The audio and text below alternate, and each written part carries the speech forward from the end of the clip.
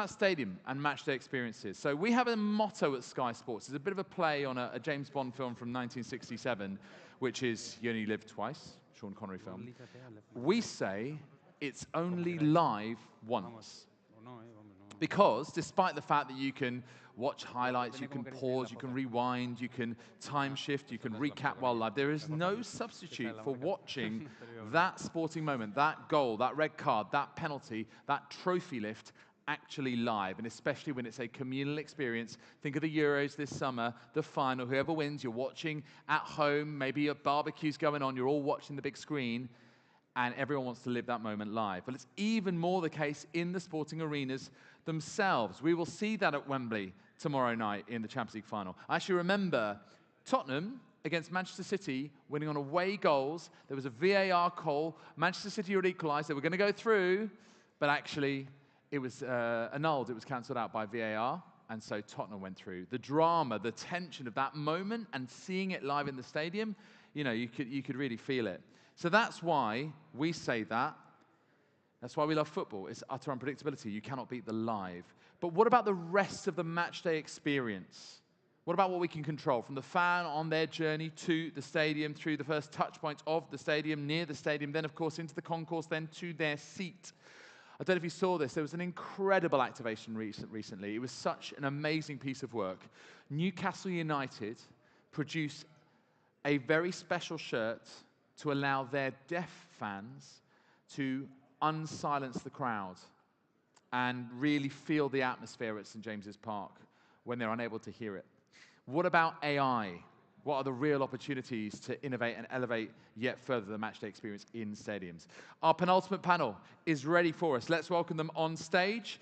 Francis Casado, co-founder and head of international business development at 3D Digital Venue. Duncan Andrews, who's digital marketing manager at Club Wembley. Jean-Baptiste, who is co-founder and CSO at LaSource. And to guide the conversation one penultimate time, Jaime Dominguez, who is chief marketing officer at World Football Summit. Guys, come and take a seat. Thank you very much indeed. Francis, Duncan, lovely to meet you. Jean-Baptiste, plaisir comme toujours. And oh, you're in the wrong seat, my friend. Jaime is going to sit. Listen, I know you want to take Jaime's job, but we all want to. Don't worry, we're all here. Jaime, you're there, right? No, Jaime is there. Ignore the screen. Okay. Just ignore it. There we go. Right. I've been Jaime, over to you. Thank you very much. Thank you, David. And thank you, everyone who's here. Thank you for joining. I think I'm really excited to have this conversation with you guys. And the only reason being is that for me, and we were actually talking about this offline now, the stadium is what sets the experience, and that's actually the difference maker versus other forms of entertainment. So, you know, everything that happens in the stadium is key. And not only because of that, but because of other topics that we're going to be discussing about. And in this wave of technology, we need to understand how new technology is actually going to impact the role of the stadium. But before we do that, I want to understand, kind of like set the context for the conversation, and I'm going to ask JB to give us his opinion on, within the sport business model, what is the role of the stadium? Whoa. In like 2 minutes. I think it's, okay, everything that makes the headlines, it's media rights, sponsorship, clearly especially for tier ones, it's what's moving the needle. You always hear the Sky or whatever happens with Serie A or the big 5 leagues, and that's normal. But the reality is that if you look at tier 2 or tier 3 leagues and other territories, the stadiums and the gate revenues and everything which is food and beverage sold during the match day, it's actually quite a lot. It can account to 30 to 40%. So actually, I think there is different realities depending on the territories first. So stadiums can be very key, and match day revenues can be very key on certain territories, which is less true for the most advanced one. I would say the tier 1, like the Premier League, because obviously, like media rights and sponsorship are so high that you don't look at it that much, but still it's a lot. I think in the big 5 leagues, it's like 2 billion, while commercial is around 4 billion or 4.4 billion, something like that. So it's still very much important. And I think the other aspect of it, where depending on the territories, but the stadiums at the end of the day, what makes the experience unique. So today we're a bit I think in sports, and I've been working quite 7-8 years at UEFA as well back in the days, and I'm still advising different rights holders, and they are kind of in the middle and in between this evolution in terms of pleasing the old fans or the core fans with the Gen A or Gen Z, and it's a bit tough for the product to change. And I think just like other industries, what makes sports unique, like you've said, is it's alive, it's an emotion thing. So at the end of the day, the stadiums can also represent something quite unique and a touch points where we'll talk, I think, about the digital and how you can enhance the capacity on the non-match day as well and all of that. But the reality is that you love sports because of the passions, you love sports because of the emotions, and I'm not sure tomorrow what will be the product of sports and if we'll be in capacity to sustain the change that is needed from a business model perspective and as a product.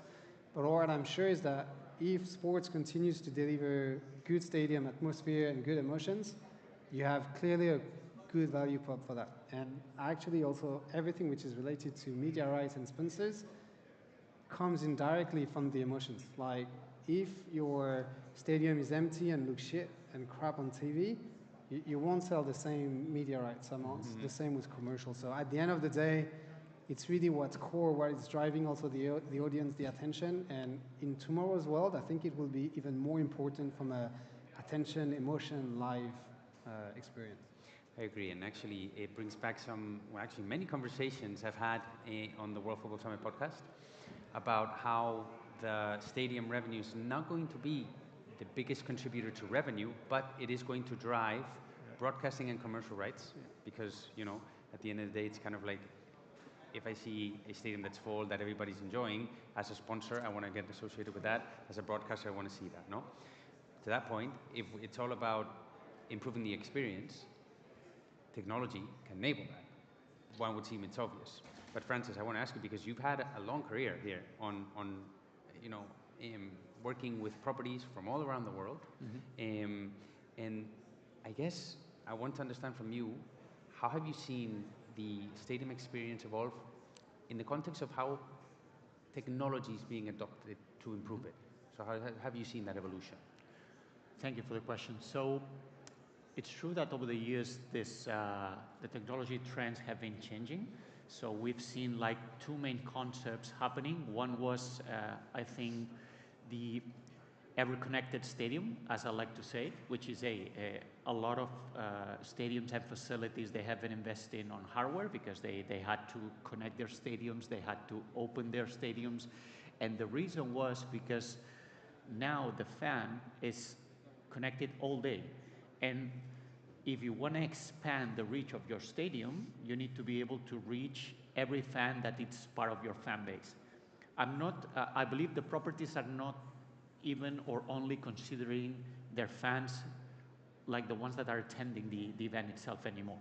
They are expanding this. For instance, if you take a look at Tottenham Hotspur, or you take a look at Real Madrid or Barcelona, if you just take a look at their social networks, they have millions and millions and millions of fans that are distributed all over the world. And their idea, or how I see it, is they are trying to create the infinite stadium, so to speak. You know, so you want to connect the fans that are at the stadium and that they are enjoying the event with the fans that are all over the world, so they can interact. And that is something that you prepare earlier in the week. So you start on Monday, you launch a campaign, you try to engage with people, you launch a contest, you launch, I don't know, certain things to make sure that your community is growing and generating interest. This is just for the community. After that, the same technological stack can be applied to other things, you know? So you mentioned the stadium itself, and it's obvious that you need to fill the stadium. If you don't fill the stadium, the sponsors are not going to be interested. If you don't fill the stadium, the broadcasters are going to be worried about showing empty stands. So the fact that you have nice technological stack that is going to allow you analyzing, for instance, how a ticketing trend evolves over the week is going to help you understanding if you need to apply a dynamic pricing policy to that particular environment, or if you just need to stick to the regular practices that you normally have. We have also seen an increase on, you know, creating these replicas or these digital twins, as we like to say it, to create representations of the stadium, not only about the seats, but especially for the interiors or for generating campaigns where you can start promoting virtual tours, or you can just showcase your museum and you can engage with people that will be still hesitant to come. And after being able to engage with all those digital assets, they are convinced about, investing or coming or just engaging with the event itself. We have seen this as a huge trend. And the final thing is, you do all of that, but in the end, what you need to measure or to extract is data. Once you have data, you can just take those informed decisions, and you can understand whether I do one thing or another, if I apply dynamic pricing, if I can launch certain campaigns to upgrade certain people that are coming to my stadium to better seats, because I've known over the last couple of months that they've been engaging on this and that, or they have been spending this average amount of money. So I believe it's a combination of the two, the ever-connected stadium and the data-driven approach. Thank you for that. And I think you raised an important point there, which is that the fan experience actually starts at home. Yep. Right? So the journey is longer, it's more complex. And I guess it makes it difficult to understand where technology can be applied along that journey. To that point, Duncan, you work with a lot of customers that are looking for premium experiences. And I want to understand from you is how, we looked at how properties are being receptive to technology. I want to flip that coin around. How do customers embrace new technology? What are you seeing there? Yeah, so we have quite a wide range of customers, and they are different. Some are fans, and some are there, they're not supporting the team. They're just there for a luxury experience. I think we're in a perfect environment to talk about this. We're in a beautiful stadium. I know I'm biased actually because I'm at Wembley and we're a direct competitor stadium, but it does look great out there in the hospitality lounge. So when someone comes to a stadium, they are looking to, and you're trying to get them to embrace technology, especially someone that's old, like our clientele are, because it costs money to become, to get to that level of status where you can afford a luxury experience in some cases. So how do you get them to embrace technology? It's, I think, something that happened in the UK and around the world that I know is a lot negative, but was a bonus for the use and embracing of technology was COVID-19. Mm-hmm. You had to use a QR code. I'll use my dad as an example of this because he's 81 and could barely use an iPhone before this process. Yeah. You have to use a QR code to scan in places. You have to use an app to check into restaurants. If you didn't want to lose out on coming to an event, you had to embrace it. And now for us, it's all about, okay, how do we use that to create that luxury experience moving forward? And that's from, and as you just mentioned, really from the moment that before they get into the stadium. So if you're using a ticketing app, where instead of printing it out or sending it via email, it creates a luxury streamlined experience all the way to the moment that they walk into the stadium. If you look at traditional football stadiums, it's coming through these old-style prison turn gates that you have to go basically to stop people going in two at a time. But if you're trying to create that luxury experience, it's like how we walked in downstairs. You want clear glass. You want to show off what you have. You want the person, the 81-year-old my dad, to go, great, I can get my phone out. I've got a QR code of the ticket, and I can just scan through. And that's like a very simple process. So it's all about how can you market to them to basically just to get them to embrace something that is not a pain point for them. It's right. Not something extra. It's actually going to enhance their experience before they've entered the stadium, once they enter the stadium, once they actually leave the stadium as well. Yeah. At the end of the day, it's about reducing friction. Yes. I would say, right? Make it easy, so that's where you can actually analyze the different experience, and then where is each part of technology help me reduce friction and overall improve the experience, again, starting from home, no? I guess when you talk about technology, that's a broad concept. So what I thought would be interesting is to talk about different technologies within, and using use cases. So first off, JB, we can start with you.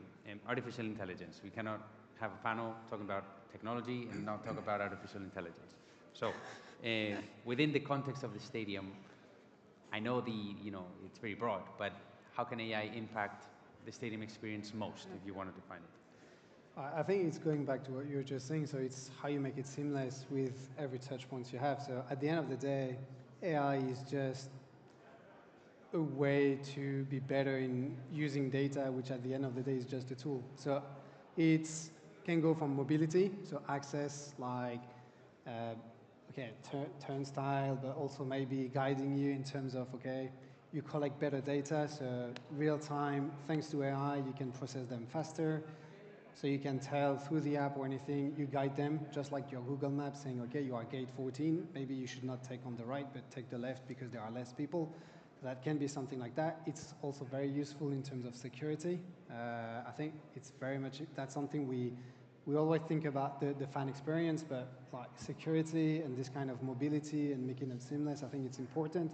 If you're thinking also increasing the revenues, like everything which is food, beverage, the robotics aspect of it, like having maybe 10 burgers instead of 2 because you have a robot behind it and doing it faster, it's just because it's programmed, it's just thanks to AI, potentially. So at the end of the day, it's everything in every aspect of what makes the stadium experience. How do you improve it so that it becomes seamless, easier? And we were talking about the fan experience. I know different tech like Be The Goat or anything like that. There are ways to engage with fan more easily on a B2B, like on an event based, but in the past it was very expensive or it was requiring lots of budget. Today, thanks to the tech, it's like it can be an easy way to enjoy, like to have fun, like for the parents, for the grandparents, for the kids, but at the same time, while playing, they will also tell you more about who they are, what they like, and also their email address, so that after you can have them in your CRM, and so then you can reconnect with them in terms of merch, or you can push them different things. So I think for me, to a certain extent, like data is a tool. How is improving the way we can use this tool without sitting on it is just in every aspect of how you deliver a match day. It's funny because the list of benefits that you mentioned is endless. And it's curious because we're at an early stage of this technology. So just imagine, as this technology evolves, the different use cases we're going to see. If we shift over to another technology, Francis, you work more with, call it virtual technology, digital twin, right? Which is another solution that a lot of properties, especially I would say, you were talking about this now in the United States, are embracing. Can you speak about, different use cases that this technology is being used for at the moment? Yeah, sure. So I believe one of the most common used right now, especially after COVID. So we've seen, the clubs and the fans very sensitive about having a digital twin where they can explore the venues themselves. So the clubs have been contacting us to create this digital replica to help them on their day-to-day operational, let's say, their operational tasks, which could be, just preparing the venue, configuring the venue. Just to give you an idea, we work with arenas that host more than 150 events a year, and they face those operational challenges. Just to, again, use COVID as an example, when everything was locked down, they were relying on us because we were able to understand the venue in a sense that nobody thought, even us. We never thought about it before. So you had to load people into the venue and you had to keep certain distance between people. I remember some of my clients just going with a printed spreadsheet over the seats and just, crossing this one and crossing this one. And we said, hey, why don't we use the experience and the knowledge that we have about the venue to create a tool that is gonna be able to automatically generate a social distance layout for the clients. And we did that. So we understood that the digital twin is a tool that you can utilize for something that is not only a virtual tool. It's a real and live dashboard where you can throw data on top and with certain parameters just change this. So that was one usage, and obviously a digital twin, the most obvious usage is ticketing, because you connect it with a wide variety of ticketing partners, and you can just, what you mentioned before, reduce friction.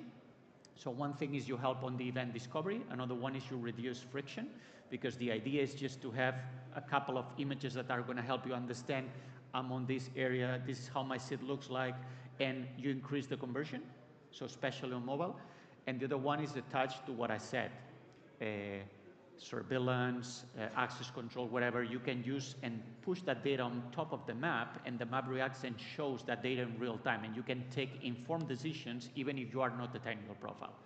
And the other one is, and the most obvious is, when clients are constructing or building a new venue, then it's a tool to anticipate revenue, because you can simulate that venue several months ahead of the opening.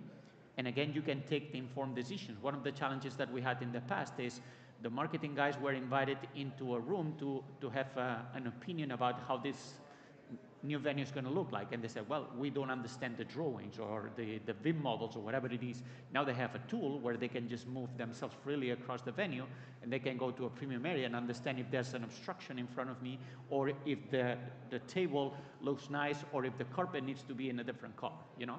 So being able to decide ahead of the opening, it potentially saves a lot of money. I could tell you a zillion stories about thousands and thousands of seats with obstructed views that were never detected before. And that's unbelievable, but that happened. Yeah. It's funny because when we speak about technology, everybody goes over to, like, you know, fan engagement and all this. Both of you said security. And it's an interesting note that I just took away. Just on that also, like, if you're a rights holder or anything, it's not just your top line. So there you go. It's like, okay, you want to generate new revenues, but you want to save cost as well. So bottom line, and having this kind of tool is also, from an operation standpoint, if you're UEFA, for instance, and you have Wembley, maybe you don't want to fly people over every 2 weeks because there's this section to be reviewed, or there's this broadcast compound to be made, or anything like that. They can work from anywhere, I would say, without taking a plane and all of that. So bottom line, it's also a way for plenty of operations that are happening in our industry in terms of putting that event on, which can save quite lots of money as well.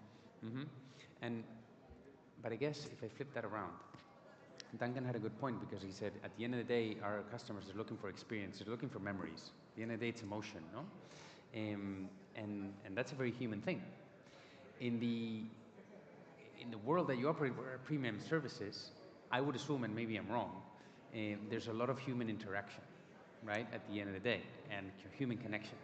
How does technology, which kind of like removes that human interaction, how does technology impact your business model, if you will? So yeah, obviously there's always going to be a need for a human element, and I think we've all touched upon this point. If we're using the digital twin example, we are currently undergoing a project where a room like this is recreated, so scanned. So that means that product can be placed online. So someone can come, and if they're looking to purchase into one of the memberships that we have at Wembley Stadium or any stadium, they can take a physical walk around. They can go from their seat to the bar to the stadium bowl. And we've talked about emotions and human needs here. That actually creates a sense of comfort. When you know your way, where you around somewhere, it makes you just more comfortable in that situation. Oh, I know how to get from A to B. That's a human psychological factor there. And when we're trying to essentially convince people to part ways with quite a lot of money to be part of these luxury experiences in the stadium, you need that sense of comfort before making a decision. It's like when you're going to buy a first-class ticket on a plane. You want to seeing is believing. So you have a look around, you see what's on that plane, and that's exactly the same for the stadium. Now, that human interaction can happen if you want to give someone a stadium tour, but as we've just said, not everyone's going to fly over for that need, especially as we're an international stadium with international events. We've got people coming from abroad to these events. Champions League tomorrow, you're not going to have someone come over and have a look at that, doing a site visit each time. So it makes sense to have something that can be seen throughout anywhere in the world. It's like, oh, okay, that's where this should be, or that's where my seat is. It's a perfect use case for that product. And when we talk about this, I guess there's always two sides, no? Or you can try to summarize it in two sides, which is the properties adopting the technology and the businesses or the startups in many cases, because a lot of these are startups. So Francis, I'm going to go back to you because I want to understand, what have you learned from all the properties that you work for, all the sports organizations, about their approach to adopting new technology? So it's interesting because we've been learning a lot of things over the years. So the first thing is that adding like a digital twin or a virtual tour or something like that, it's more than ever a need. So the clients are willing to have something like that, and they, as Duncan explained, they are willing to experience it, and they want to know how everything looks like, and they want to know the venue in advance because they want to go there and they want to feel at home. So that's one thing. Another thing is, I believe a lot of organizations, they still have a lack of knowledge of what these tools can bring them, unfortunately. And we've been learning this over the years. And I'm always saying that the US, it's advanced in comparison to us, but it's funny because I remember we approached the Major League Baseball at some point, and they were doing a league-wide deal with us, which is great to digitize all their stadiums. But they started explaining us the different products that they sell, and one is, their season ticket renewal, which is great, and we've been part of it. But they were telling us that sometimes they play 3, 4, or even 5 matches in a week, and the average size of an MLB stadium is 40, 45,000 seats, and they are normally half empty or half full, whatever you want to see. And I said, hey, what do you guys do with the empty seats? And they said, nothing. We don't care, because since we have like 5 games in a week, we don't care. And we said, what if we propose you a tool that is going to help you upgrading all these people into better seats? Would you be willing to share some revenue in that regard? Because you know that these things are very restricted. And they said, yes, for sure, because those seats are lost anyway. So we started creating new digital set of tools that are generating additional revenue for them, and they weren't paying attention to because they are very busy with many different things. So this is just to give you an idea. And another one that we saw is there are tools that they still rely a lot on manual intervention. So we saw also a big change in the US market with group sales. So group sales is something that normally is managed by a travel agency. You know, there's someone on the phone from Monday to Friday, from 9 to 5, answering the phone and saying, hey, I need 100 tickets because school is coming to town. Okay, I'm going to see you here, and there. Okay, I'll send you an email, just pay here, whatever. So we implemented a set of tools to make sure that they were able to do this online and without any manual intervention, 24/7. So the change was dramatic because, for instance, those organizations saw that in 3 months, they made the same revenue that they did last year during the whole season. So, and I said, how is that possible? So everyone believes that, hey, everything is connected, everything is solved, everything is sorted, and that's not true. I think there's still a long way to go, and we need to understand the needs and be able to, communicate these to the teams. So my lessons learned is, it's true that there are certain businesses that are very well established and they work, but there are many others where we can just bring a lot of value. Yeah, there's still a lot of diversification, let's say, if you want to call it like that. Many differences between different properties, I would say. If I can just say something, I think for my own experience, it was pre-pandemic innovations, especially in Europe. I'm not talking North America, but Europe, it was nice to have. Like, okay, it was a candy, that was cool, startups, all of that. But that was still nice to have since after the pandemic and after people are starting realizing all of that, it's a must-have, and we need to innovate, we need to engage differently. A pandemic can come on. So it's no longer some kind of a CEO buy-in, top management that I think people have started to realize, especially after the pandemic. The reality is that for many of these sports organizations, I think they still struggle in terms of resources, level of understanding, and the reality is that also they are not equipped from a, let's say, IT, but truly data and technology standpoint. So from a tech stack perspective, they are still, I would say, not lagging behind, but you need to have the proper foundations before you can really tap into the real potential of it. And so you still have a bit of groundwork to be done. I think there's the willingness, there's the buy-in, but there's still some kind of a learning curve from the sports organizations into the how. It's like, okay, now we understand we understand that we're doomed if we don't change, that's fine. Now it's how do we change, how do we execute all of that? And that's not easy. I mean, we've seen the Swiss Football League, the TFL, and we work with them and they still struggle with internal silos. They don't have necessarily the knowledge, the competency. They have different service providers from historic. So it's a bit of it's a complex, but I think it's being tackled at the moment. Yeah, it is, and you raise a good point, no? That you need the skills. You need to, but you also need to understand kind of like the business of it, right? How, again, it's going to impact the business. It's not about, as you said before, it's not just about implementing the tool. Now, sticking with you, JP, you publish a report with the startups to follow. Yeah. You're also a supporter of the World Football Summit Award for Best Startup, which, by the way, you're still in time to apply. You know, just look it over on our website. But I'm thinking, going back to the topic of AI, and sorry for sticking to this, but I imagine, given the time that we are at, the amount of startups related to AI is increasing exponentially.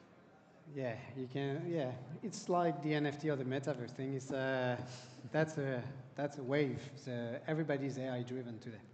Even though they just have a plugin or an API with ChatGPT or DALL-E or whatever you call it. Yeah, every startup today wants to sell you that they are AI, and they have moved away from NFT and digital collectibles or the metaverse, and now they are AI driven. So, yeah, like most of them are. I think, yeah. How do you identify? I understand the context. How do you identify the best? The reality is that you apply the same formula just in the VC world and stuff. So it's first the team. You need to understand the team, the product, and after that, it's more like, do you solve the true pain points? And that's nothing is changing. It's the same as we were saying. Is like, you want to increase the fan experience. It's just that you have other tools, being data, and other capacity, being AI, to help you being more efficient and better at actually solving these pain points, like saving you cost, increasing the top line, whatever that can be. But at the end of the day, it's just tools that you're using. And you were referring to the awards. It's like, we're talking about the stadium, and actually we've not started to talk about the pitches, but at the heart of the stadium you have the pitch. And today, so Turf Coach that won the competition like a few months ago, so the way it worked in the past was like, you had to fly people over, dig carrots into the grounds to assess the pitch quality to a certain extent. So you were having 6 to 18 carrots at different places. Anyway, it's taking time. You had to harness the pitch and all of that. Today now, you can, like, while cutting the grass, you have 18,000 data points. You know exactly on which places at every millimeters, how the grass is, what you need to do. So it's as simple as that, and it's in all business units. So we were talking the ticketing, the food and beverage, the match experience, but even for the groundsman, even for the sporting director, at the end of the day, if they use this kind of technology, they can also have their academy being prepared or their training grounds to play the same, let's say, pitch as the opponents. So Guardiola was loud for it because all the opponents of City, they want like higher grass. So now they are training to have grass which is the same size to be more competitive compared to this team. So it's just, for me, I don't have a magic one. For me, it's more like, is the team product, and do you solve a concrete, tangible business needs? And if that's the case, and you are either increasing revenue, saving costs, then it's like, it's a no-brainer for any kind of sports entities, for sports organizations. They want to work with you because for them, it's like you are just helping them to deliver a better event and better product. We have a few minutes left, and I think one of the questions that I want to ask you all is about the future.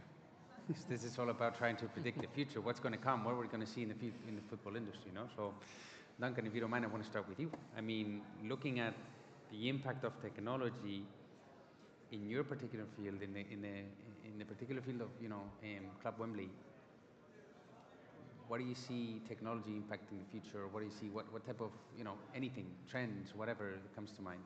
Yeah, I mean, certainly AI is definitely the word of the day, and that most companies now are still running AI that's on a beta model, and it's only going to get better in the future.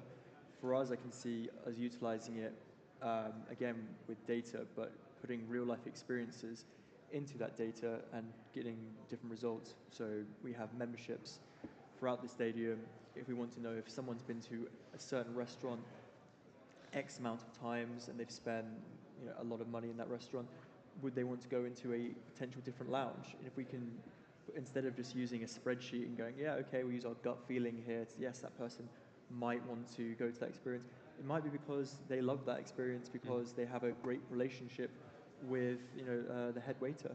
But we don't that we want to find out that information from various different sources, put it into one AI model and run that through and see what the results come back as. And then you can use a mixture of those human experiences and technology at the same time to actually work together in partnership to create the best result for the organization, the business. Interesting. Francis, what about you? So I think obviously AI is going to play a big role. So everyone is talking about it, and in my opinion, everyone is scared about AI substituting people, right? But I think it's going to complement people. So in my opinion, they should be using it just to make predictions. Everyone knows that AI works with data. If you feed AI with the real data and with proper data, then you're going to have very good predictions. But if you pretend that the AI is going to solve our lives, that's not going to happen.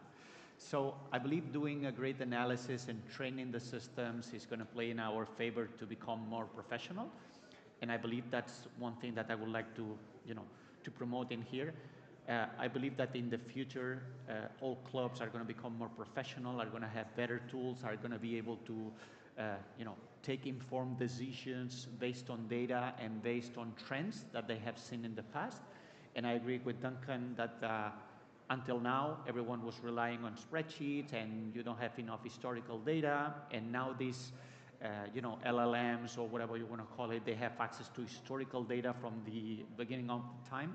And they will be able to analyze this for us and to provide us with very good dashboards that we're going to be able to use to, take those informed decisions, potentially save money, and be smarter and faster than we were in the past. So that's how I see it coming, but maybe I'm wrong. As you said, maybe it's a trend like the NFTs and the Web3 and all that, but we'll see.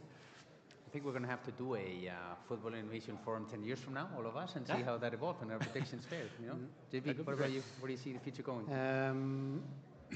I've not prepared that one, so I'll be very honest with you. I think it's, for me, the real revolution I see with AI in terms of leveraging data is the direction of travel we've been talking in this industry for years around personalization and being immersive. So I think that thanks to the new technology, you will really have that kind of, you will serve the fan in every unique way. Meaning if you really have the data on them, you know what kind of merch they want, what kind of player they're interested. So whether you log into your Sky, just like a bit, think about Netflix interface. Like you come in and you get served what you want to see. And today, we're trying to, but we're not there. But through AI, you will have that. You will have the highlights of your team, the highlights of your players, what we've been discussing, I think, before with Greenfly. It's really about that. And at the same time, really immersive. To that extent where the media rights, everything that we've been doing in terms of volumetric data, the way you capture it, the vast volume of data that you can collect, digest, process, and give it real time, then tomorrow you might see the game in 3D from everywhere you want because it will be recontextualized. So maybe in 6 years' time, you won't be going to the stadium because you could be as if you are standing in the eye of the player or anything like that. I know it's a promise I've been sold, just like the hyper-personalization, but I think with AI, you are at a place where give us a bit of time, but working with true tech companies, this will be the way forward. And that means the product, everything will be, I think, changed. And the way we've been consuming sports back in the days, like one person in front of a couch, my dad or your grandparent or whatever, servicing the same, imagine it, but everybody will be, it will be different. Even the way you will be watching it can be Looney Tunes or different feeds that you can have. The app will be different. You go to the Wembley app, maybe because I'm a Gunners fan, like I will have something in red, I will have something else. Hyper-personalized, hyper-immersive. if we get this kind of like AI tool based on all the data that we have, I think. Yeah, I would say that technology at the end of the day influences the context of how you consume the sports product. And then that always leads to relevance, and the fan experience is all about being as relevant as possible. That is going to improve the fan experience. It's going to create the memories, the emotions. That's what. And at the end of the day, it's going to, as what you were saying, Francis, it's going to force properties to elevate their degree of professionalization, because they're going to have to be able to deliver on an experience that the fan wants to have. That's ever increasing in terms of expectations. No, guys, this has been so much fun.